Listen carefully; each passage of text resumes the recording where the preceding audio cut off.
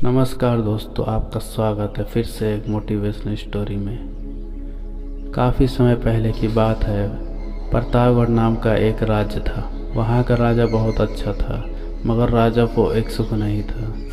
वह यह था कि उसे कोई संतान नहीं थी और वह चाहता था कि अब राज्य के अंदर कोई योग्य बच्चे को गोद ले ले, ताकि वह उसका उत्तराधिकारी बन सके और आगे की भाग दौड़ को सुचारू रूप से चला सके।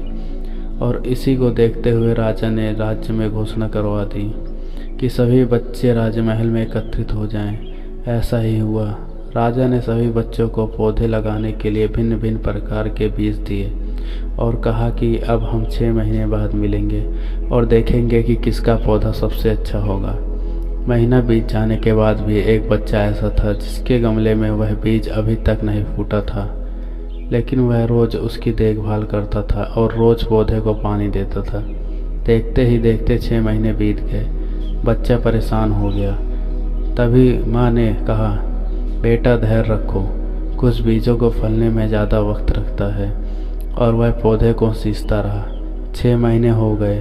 राजा के पास जाने का समय आ चुका था, लेकिन वह डरा हुआ था। सभी बच्चों के गमलों में पौधे होंगे और उसका गमला खाली होगा, लेकिन वह बच्चा ईमानदार था और सारे बच्चे राजमहल में आ चुके थे।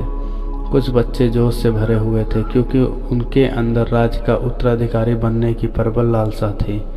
अब राजा ने आदेश दिया, सभी बच्चे अपने अपने गमले दिखाने लगे, मगर एक बच्चा सहमा हुआ था क्योंकि उसका गमला खाली था। तभी राजा की नज़र उस गमले पर गई। उसने पूछा, तुम्हारा गमला तो खाली है? तो उसने कहा, लेकिन मैंने इस गमले में 6 महीने तक देखभाल की है।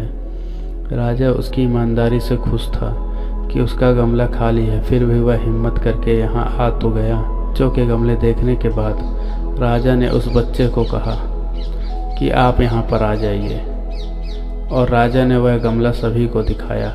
सभी बच्चों के गमले देखने के बाद राजा ने उस बच्चे को सभी के सामने बुलाया। बच्चा सहम गया और राजा ने वह गमला सभी को दिखाया। राजा उसकी ईमानदारी से खुश था कि उसका गमला खाली है, फिर भी वह हिम्मत करके यहाँ आ तो गया। सभी बच्चों के गमले देखने के बाद राजा ने उस बच्चे को सभी के सामने बुलाया।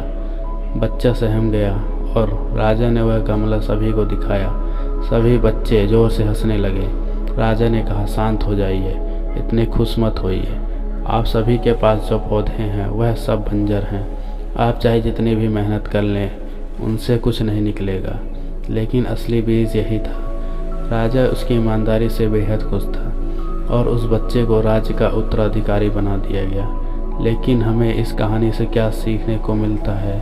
मेरे हिसाब से अपने अंदर ईमानदारी का होना बहुत ज़रूरी है। अगर आप खुद के साथ ईमानदार हैं तो जीवन के किसी न किसी पड़ाव में सफल हो ही जाएंगे, क्योंकि हमारी औकात हमें ही पता होती है। हम खुद को पागल बनाकर खुद का नुकसान करते हैं। अगर आप लोगों को इस कहानी से प्रेरणा मिलती है तो चैनल को सब्सक्राइब और लाइक ज़रूर कर दें।